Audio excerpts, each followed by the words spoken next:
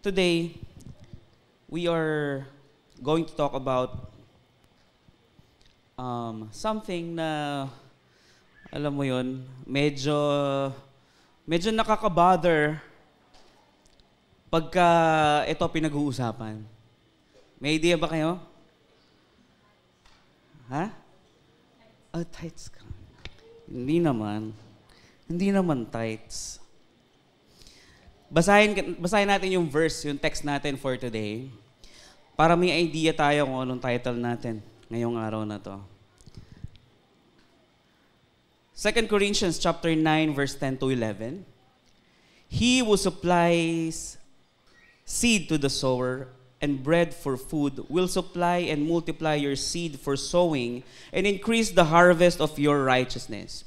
You will be enriched in every way, to be generous in every way, which through us will produce thanksgiving to God. So, hallelujah. Nawa, Panginoon, ngayong araw na ito, bigyan niyo po ng kapayapaan ng bawat isa. Sa aming maririnig ngayon at matututunan, Lord, we declare your peace be with us and your spirit be with us. In the name of Jesus, we pray. Amen. So, ang title ng pag-uusapan natin ngayon is Peace in Giving. Is there peace in giving? Sino dito naniniwala na merong kapayapaan sa pagbibigay? Amen. Hallelujah. Parang mahina. Meron po bang naniniwala dito na merong kapayapaan sa pagbibigay? Amen. Naku po, usapang pera na naman, Panginoon. Hindi naman. Hindi naman usapang pera. Pagka giving ba, laging pera? Hindi naman no? Kung maaalala natin yung story nung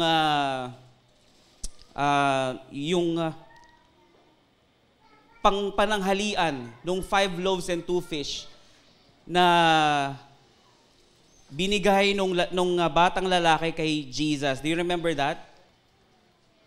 No, yung 5 loaves and 2 fish. Binigay niya. And nung binigay na yon, ano nangyari? Napakain yung 5,000 katao. No? And do you think na kung 2 tinapay lang yung ibinigay at kalahating isda lang yung ibinigay, sa tingin niyo ba magkakaroon ng different outcome yon? Kung 10 bread or mga 5 isda, may different outcome kaya yun? If we believe to the mighty power of our Lord Jesus Christ, it won't make any difference. Ang tinitignan ng Panginoon is how you surrender what you give to Him. Hello? 2 tinapay ang binigay, 1 isda ang ibinigay, still, mapapakain pa rin niya 5,000 tao. Bakit? Ganon katindi ang Panginoon. Kahit anong amount ang ibigay mo sa Kanya, hanggat ito ay buo mong ibinagkakaloob sa Kanya, may gagawin siya. Hello? Hallelujah. Basahin natin sa Tagalog yung binasa natin kanina, pangalawang mga taga-Korinto, Kapitulo 9, versikulo 10 hanggang 11.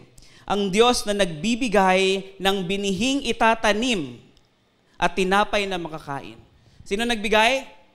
Ang Diyos. Ang siya ring magbibigay sa inyo ng binhi at magpapalago nito, upang magbunga ng sagana ang inyong kabutihang loob. Hallelujah. Sino nagbibigay? Ang Diyos. Wala po kahit sino ang pinanggalingan, kundi ang Diyos lamang. Siya ang nagbigay, siya rin ang magpapalago. Hallelujah.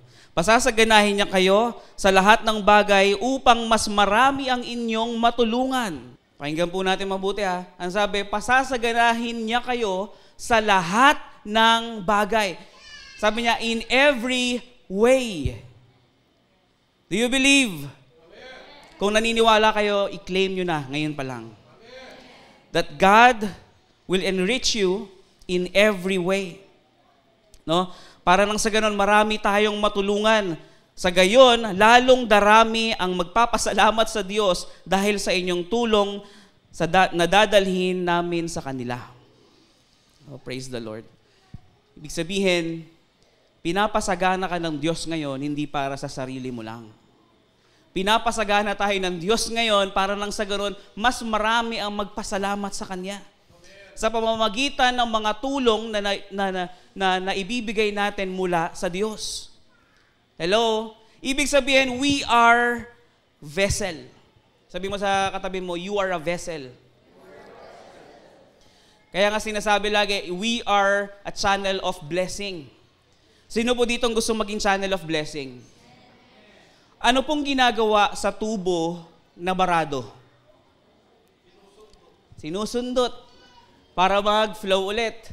Pag hindi na kaya, pinapalitan. Tama? Pag talagang ayaw matanggal nung bara, pinapalitan. Sino po dito gusto mapalitan? Wala. Amen? So lahat tayo gustong pagdaluyan ng pagpapala ng Diyos. Amen? Hallelujah. Tunay nga na talagang may kapayapaan sa pagbibigay. Bakit? Dahil pag tayo ay nagbibigay, alam natin na Diyos ang bahala sa atin. Nakita niyo yung ginawa, di ba, doon sa 5 loaves and 2 fishes? Di ba? Ipinagkaloob, no? Nagtiwala na lang yung batang lalaki kay Jesus. Si Jesus, pinakain yung 5,000 lalaki. Hallelujah. Praise the Lord. Alam niyo ang pera, parang binhi, no? Na hindi mo alam actually kung anong itsura ng tutubo sa kanya. Tama? Sabi kasi in every way eh. Hindi naman porket nagtanim ka ng pera, eh, ang tutubo ay pera din. Di ba? We are talking about spiritual breakthrough. Amen? Well, Pastor, pagka may pera, magana ang aming espiritu. Di ba? Pagka maganda ang aming financial freedom or meron kaming financial freedom, maganda ang aming spirit. So later, pag-uusapan natin yan, kung talaga bang, paano ba natin titignan ang giving? Are you ready? Mabilis lang po ito. Meron lang po akong 4 points and 4 points. Okay? So, ano ba yung mga bagay na tumutubo or nagbubunga pag tayo ay nagbibigay? So, una, giving produces greater contentment. Do you believe that? 1 Timothy chapter 6 verse 6. Tingnan natin kung ano yung verse na binigay. 1 Timothy chapter 6 verse 6 sabi niya, but godliness with contentment is great gain. So at least yan nakita nyo talagang galing sa verse. No? But godliness with contentment is a great gain. Marami nagsasabi na ang sikreto para ikaw ay maging masaya sa buhay ay yung makuha mo lahat ng gusto mo. Yung nabibili mo na lahat ng gusto mo. No? Maraming may nagsasabi niya, tama ba? Well, magiging masaya lang ang buhay natin pagka yung hindi mo na tinitignan yung presyo ng bibilhin mo sa grocery store or sa supermarket. No? Pag yung kukuha ka na lang, tas babayaran mo na, wala ka nang pakialam, hindi ka na magko-compute. Di ba? So, napakagaan ng buhay. Pag gano'n, no? Yung kuha ka na lang, no? yung bigas na jasmine rice sa labas, siguro mga 40 pesos lang sa grocery store. Pag binili mo yung 5 kilos, nasa higit kumulang di mabilang na, no? So, hindi mo natitignan yan, basta lagay ka na lang lagay sa cart, tas babayaran mo na lang, wow, sarap ng buhay. No? But the truth is, it's not having, or it's not the ability that you can buy everything you want. It is wanting what you have. For you to be able to be happy or joyful in life is you need to want what you have. Kailangan gustuhin mo kung anong meron ka. Bakit? Kasi sabi ng Panginoon, yung mga mapagkakatiwalaan sa maliliit na bagay, mapagkakatiwalaan din sa malaki. Sa mas malaki pa. No? Kung hindi tayo magiging faithful sa kung anong meron tayo, hindi tayo pwedeng pagkatiwalaan ng Diyos sa mas malaki pang bagay. Kasi sa kung anong meron ka pa lang, hindi ka na makontento at ayaw mo na eh. Hallelujah. So ibig sabihin, kung anong meron ka ngayon, gustuhin mo. Huwag mong isuka, huwag kang magreklamo. Ano ba naman tong, alam mo, natutuwa ako dun sa kanang kamay ng mga pastor. Kilala niyo ba yan? Si Ashton. Natutuwa ako kay Ashton. Meron siyang motor. Di ba? Natutuwa ako sa kanya, hindi niya tinitignan kung anong brand ng motor, kung anong kondisyon ng motor. Basta ginugusto niya. Ginugusto niya. Ang dami niyang plano. Di ba? Ang dami niyang gustong gawin sa motor. Sa isip-isip ko, gagastosan po pa yan. pero yung spirito ko, natutuwa at alam mo, nabe-bless sa attitude na meron siya kasi sabi ko sa kanya, ganyan na ganyan ako dati. Dati, nangangarap lang ako ng ganito. Sabi ko nga sa kagustuhan ko magkaroon ng sakyan, okay na sa akin yung Anfra. Di ba? Okay na sa akin yung Anfra pa, papaset up ko na lang yung sounds niyan. Di ba? Alam mo ang school service. Basta may kotse lang. Di ba? Ngayon, so si Ashton, meron siyang motor. Ang dami niyang planong gawin. Sabi niya, Pastor, pipinturahan ko to. Pipinturahan pa niya. Pinalagyan pa namin ng mini driving light yon. Yung busina nun, mas malakas pa yung busina ng pandesal.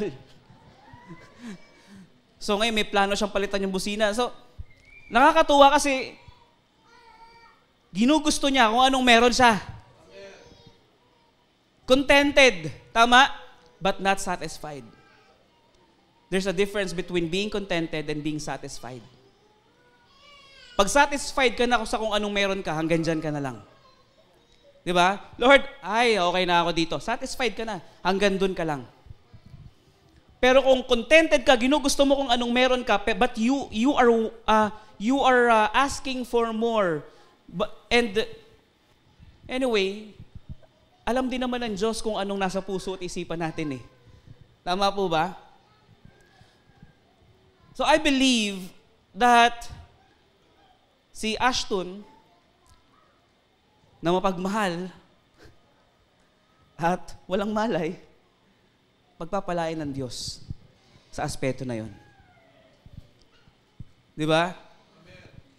Sabi, kinukwento ko sa kanya, nung una ako nagkaroon ng sasakyan, actually kahit wala pa akong sasakyan, kung anong meron sa harapan ko, ginugusto ko. Kung anong meron sa amin, doon sa aming pamilya, ginugusto ko. Sukdo lang lagyan ko ng tubig yung langis dahil ginugusto ko siya. Di ba? Madami akong experience eh. Di ba? So ang ginagawa ko din talagang kung ano yung nandyan sa harapan, anong sasakyan nandyan sa harapan, nililinis ko yan. Kaya hayahayang buhay ng tatay ko noon. Hindi siya naglinis, ako lang lagi naglilinis noon. Di ba? Naglalagay ng tubig, ako din. Kaya pati yung makina, nalagyan ko ng tubig. Yun po yung pinaka-best na experience ng tatay ko sa akin. Yan. So ang ginagawa, nakita ko ngayon yung result sa kanya, yun yung ginagawa niya ngayon. Nagiging faithful siya, ginugusto niya kung ano meron siya. Sino po dito ngayon ang gustong mag-excel ang kanyang buhay? Sino ang gustong ma-promote ang kanyang buhay? Anong kailangan? Gustuhin mo kung anong meron ka. Di ba? Giving produces greater contentment. Amen? Sino po sa inyo kontento kung anong meron siya ngayon? but you still give. Di ba? Alam mo ito yung meron ka ngayon, kontento ka, but still you want to give. Hindi yung kung anong meron, hindi yung meron ka, no? Pero kung ano yung bukal na bukal sa loob mo. Di ba pagka tayo nanghihingi, anong gusto mo? Tinatanong. Dati ang sinasabi, kung ano yung bukal sa loob mo. Ngayon hindi na, kasi pag bukal sa loob ang liit eh. Ngayon, pag humingi ka na, anong sinasabi mo na, kung ano yung labag sa loob mo. Para mas malaki. Pero ngayon, babaguhin natin yan. Mahirap magbigay ng malaki kung labag sa loob eh. Tama? Malaki nga binigay mo, pero kasi yun ang thinking mo. You are living by the law. Ang iniisip mo, kailangan ganito ibigay ko. Pero labag na labag sa loob mo, pag binibigay mo, parang ayaw mong bitawan. Hindi siya counted. Sayang lang. Amen? So, mas maganda kung lalakihan mo yung bukal ng puso mo para mas malaki yung lumabas. Mas malaking bukal sa puso, mas malaking lalabas. Mas maliit na bukal, mas maliit ang lalabas. Amen? Alam niyo yung bukal? Hallelujah. Praise the Lord. May natututunan po ba tayo? Pangalawa, giving increases your love for the kingdom of God. Do you believe? Amen. Putting your treasure into something, your heart will follow. Sabi, for where your treasure is, there your heart is. True enough, kasi isipin mo mga kapatid, kung halimbawa mahilig ka sa ganitong bagay, no? Mahilig ka sa ganitong bagay, pero yung anak mo, which is your beloved, hello?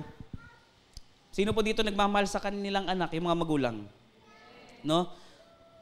Sino dito may mga minamahal? Isipin mo na lang, meron kang gusto. Meron kang kinasanayan, no? Meron kang habit. Pero yung mahal mo sa buhay ay merong gustong gawing iba. Naiintindihan natin. Illustration lang po ito, ha? Bibigyan ko kayo ng illustration. Ngayon yung anak ko, halimbawa, may gusto siyang gawin. Mag-enroll sa skating, ice skating. Gusto niya mag-skate eh. Tuwing magpupunta kami sa mall at madulas yung floor, iikot-ikot yan. Daddy, look at me. Iikot yan. I'm skating. Ganon. Kung hindi skating, ballet. Di ba? Ako, nung bata ko, ayoko talaga yun. Hanggang ngayon, ayoko talaga na nagsiskate kasi sinubukan ko minsan, nung kami ay nag-skate dati sa Mega Mall, tumama yung aking balakang.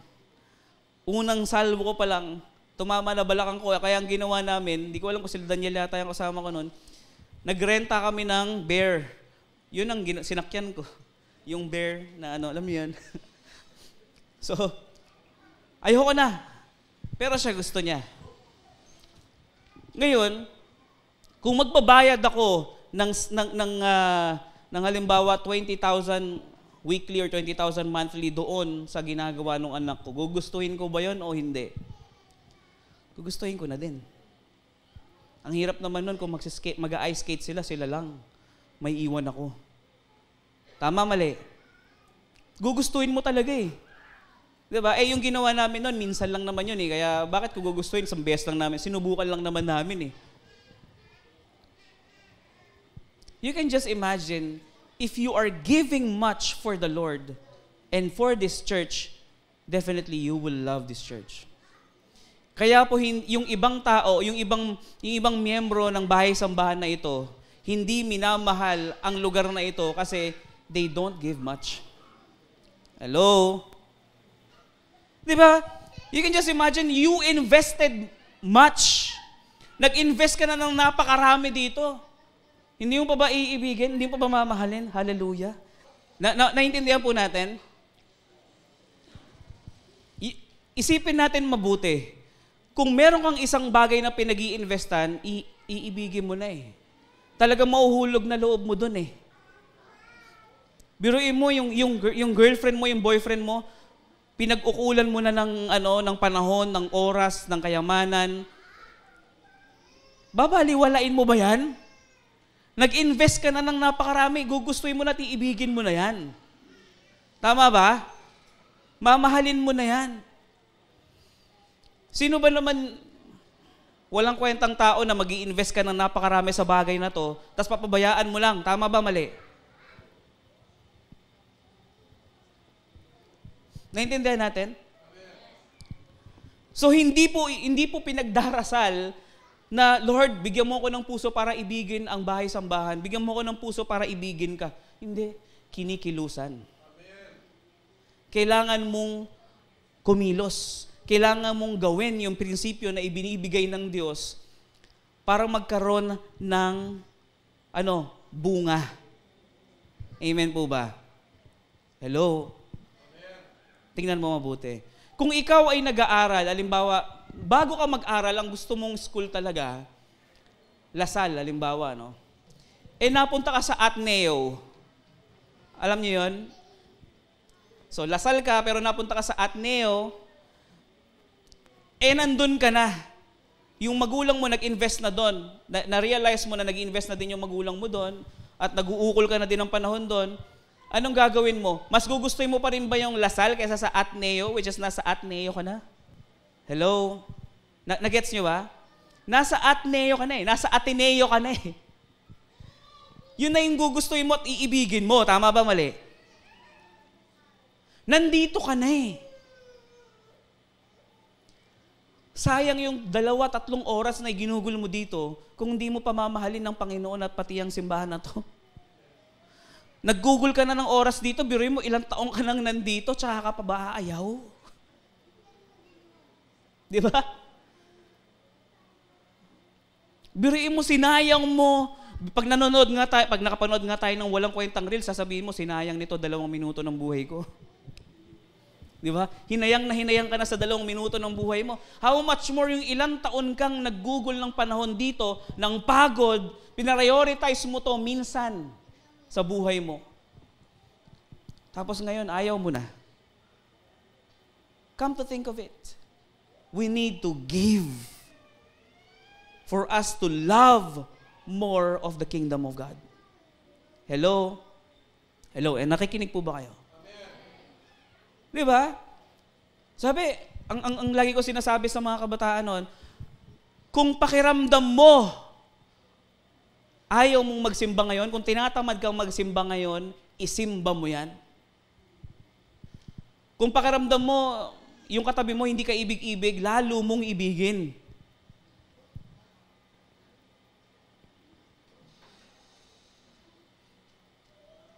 There's a 2 meaning of giving up, or 2 bagay sa pagbibigay or pagsuko. No? Yung pag-ibig mo sa Diyos, huwag mong isuko. Amen? Yung pag-ibig mo sa mundo, yun ang isuko mo. At ibigay mo sa Panginoon. Naintindihan po ba natin? Bibigyan ko kayo ng verse yung kanina sinabi ko sa inyo para at least alam nyo. Matthew chapter 6 verse 21. Sino nagsabi? Si Jesus. Ang sabi niya, for where your treasure is, there your heart is. Hindi po tayo nagsabi niyan. Ang Panginoong Yesus mismo nagsabi niyan. Kung saan mo ini-invest yung kayamanan mo, nandun din ang puso mo. So kung sa Panginoon mo ini-invest ang lahat na nasa iyo, nasa Kanya rin ang puso mo. Tama ba? Hallelujah. Imagine this. Sa isang eskwelahan, sa isang organisasyon, meron kang hindi gustong tao. Nakikita niyo yung senaryo? Meron kang hindi gustong tao, but you love the organization. Aalis ka ba sa organisasyon dahil dun sa taong hindi gusto mo? I mean, dahil dun sa taong hindi mo gusto? Hindi, because you love the organization. Nag-invest ka na ng marami sa organization. So, anong gagawin mo? You will stay. Yung iba, sagot, papaalisin ko yung hindi ko gusto. Hindi.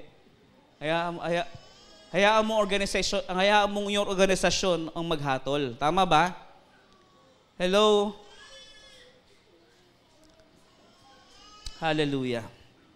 So next, number 3, giving clarifies your purpose. Totoo ba to? Totoo bang pinapalinaw ng pagbibigay ang purpose ng tao sa buhay? Alam mo, nung ako po ay nag-iipon, so may mga naipon naman, no, nakapag-produce naman ng kahit ng mga investment kahit papaano. But without the purpose of that savings, ang hirap. No? Hanggang sa isang araw, makikita mo wala na. Hindi mo nakita kung ano bang naging purpose ng savings na 'yon. Hello? Tama ba? No, isang araw na-garnish. Garnish. Nawala. 'Di ba? Yung last money never lost, nawala. Tapos hindi mo na nalaman kung ano ba, sana may mas maganda pang purpose yung pera na 'yon kung naibigay ko. Tama, mali? Hello? Nakikinig po ba lahat? Kaya nga, saan ka mag-i-invest? No? Malinaw na ba sa'yo yung purpose mo? Malinaw na ba sa'yo yung purpose kung ano yung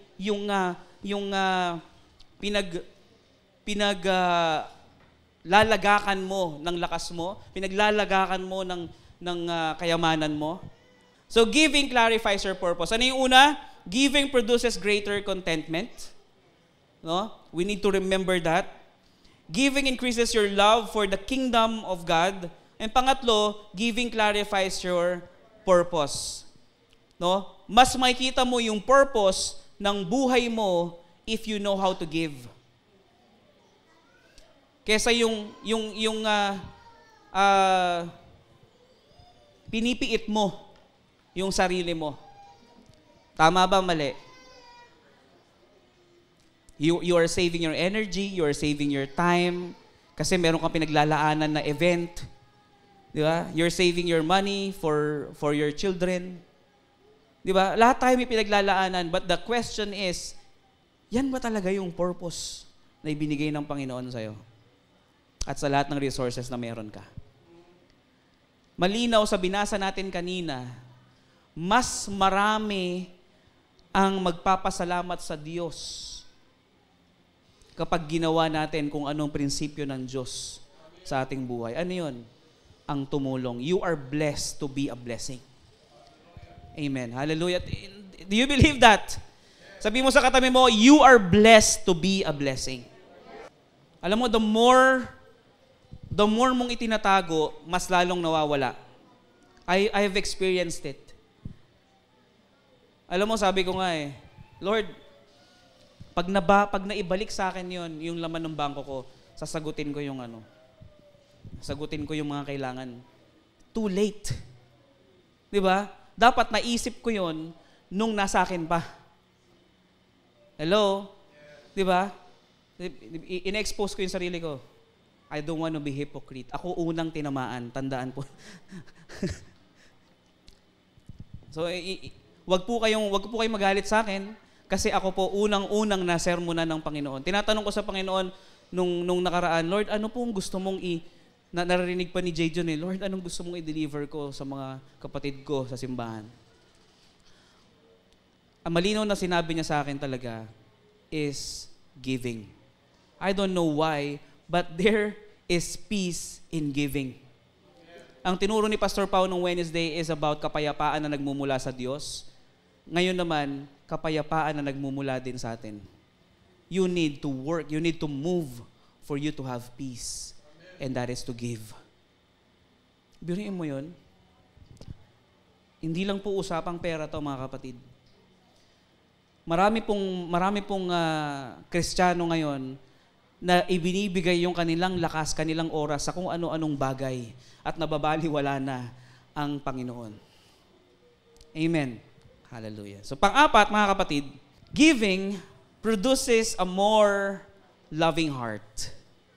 The more you give, the more you love. Dahil lagi ka na nagbibigay, kanina yung isang point, yung giving, di ba, produces love for the kingdom of God. Ngayon, the more you give, the more you love. The more you give, the more you love. Hindi mo pwedeng sabing iniibig mo ang isang taong to kung di mo kayang magbigay. Tama? Sabi mo, I love you. Mahal kita, iniibig kita. Sa ngalan ng pag-ibig ng ating Panginoon, iniibig kita. Bro, medyo kailangan ko ng meron ka bang naku bro, pagdarasal kita. Dahil mahal kita, pagpe-pray kita. Anong sabi doon sa binasa natin kanina? Mas maraming magpapasalamat sa Panginoon sa pamamagitan ng tulong na nanggagaling sa atin mula sa Panginoon. Amen? Kung pinagpala ka ng Diyos, huwag kang mag-atubili na itulong ito sa inyong mga mahal na kapatid. Amen. Sino po ditong iniibig yung kanyang katabi? Yung kanyang nasa harap? Yung kanyang nasa likod? Di ba? Sino po dito ang nakakakita ng pangangailangan ng kanyang katabi? Kahit hindi niya sabihin, nakikita natin may pangangailangan to. Tama? Hello? Nakukuha natin? Kahit hindi mo tanungin, alam mong may pangangailangan yan. Tama ba, mali? So karamihan sa atin, ang akala nila, yung generosity ay sa pamamagitan ng malaking amount na binibigay. Tama? But the thing is, generosity is from the heart and not from the amount that you gave. Nagbigay ka nga ng 5,000, pero bilyon pala yung laman ng bangko mo, yung 5,000 hindi mo na nga pinapansin eh. Tama? Sa'yo na yan. Di ba? Yung isa nagbigay ng 150, itinulong niya, pero yun na lang yung natitira sa kanya, itinulong niya pa. Kasi gusto niyang makatulong doon sa kapatid na nakatabi niya ngayon. 'Di ba? Alam niyo yung widowed nagbigay ng 2 sentimo at yung mayaman nagbigay ng mas malaking amount. Kanino nalugod ang Diyos? Doon sa balo. 'Di ba? Only balo touches your skin. Nakita natin ang Diyos tumitingin sa puso at hindi sa amount na binibigay mo. And, well, praise God, kung malaki na yung ibinigay mo para sa Panginoon, pero galing pa sa puso mo, ay praise God, praise the Lord, grabe na yon. Di ba, no? Nakuha natin? So again, walang pumipilit sa atin na gawin ang bagay na to. But this is a command from the Lord. Amen? So, next, things to remember. Ito, kailangan lang natin alalahanin kung ano yung mga dapat natin gawin to kickstart our giving. Number 1, trusting makes you give something. Tama ba? Pag nagtiwala ka, nagpupush to na meron kang ibigay. Pero hindi lahat. Tama? Hello, kaya nga may mga nai-scam eh. Tama ba? Kasi lakas ng amen nung na-scam eh. Kasi nagtiwala ka. Tama ba? Oh. Pero ang trust, mga kapatid, kanino dapat ibinibigay? Psalms chapter 37, verse 3-5.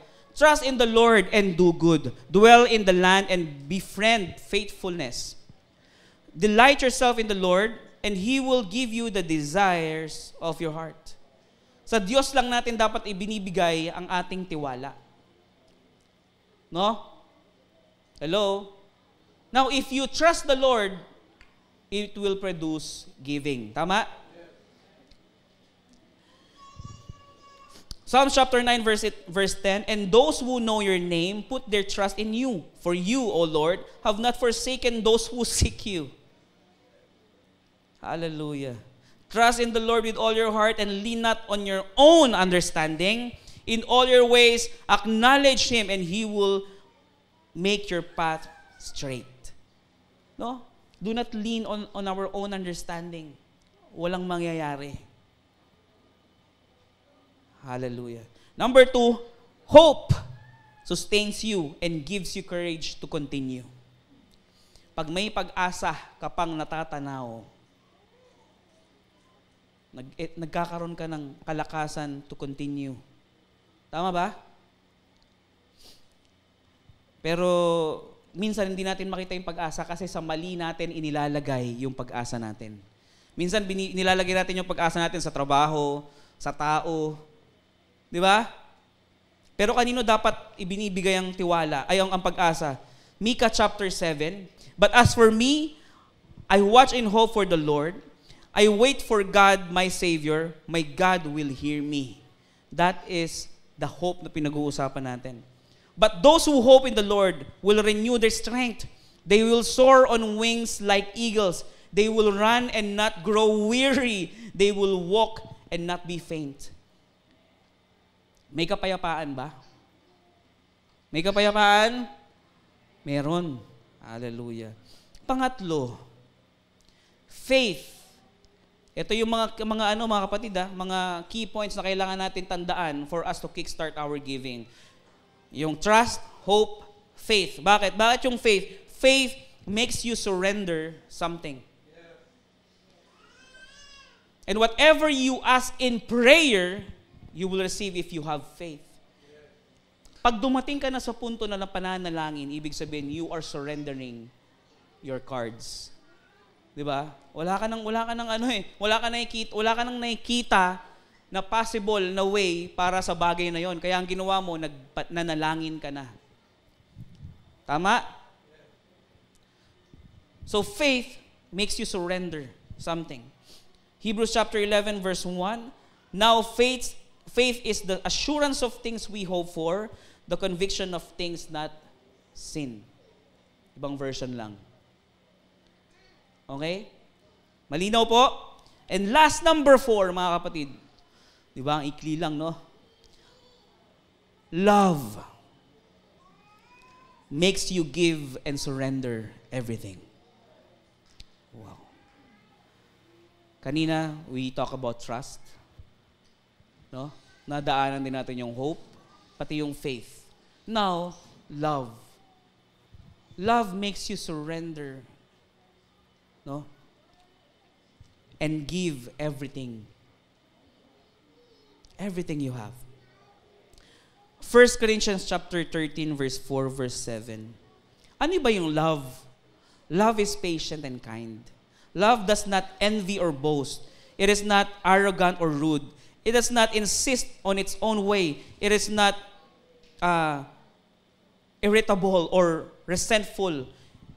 It does not rejoice at wrongdoing, but rejoices with the truth. Love bears all things, believes all things, hopes all things, endures all things. No? That is love. Pag meron kang pag-ibig, it will lead you to give everything. Tama? And when you give, it will lead you to more love. So may prerequisite yung dalawa. Tama ba? So pag ginawa mo both love and giving, loving and giving, may kapayapaan talaga. Amen? Colossians chapter 13 verse 14, above all this, put on love, which binds everything together in perfect harmony. Sino dito ang gusto yung buhay nila nasa perfect harmony? Amen. So when you give, there's peace. Because it produces love. no? Love for the kingdom, love for everyone, no? May natutunan po ba tayo? Praise the Lord. Maaari po ba tayong lahat ay tumayo at tayo ay manalangin?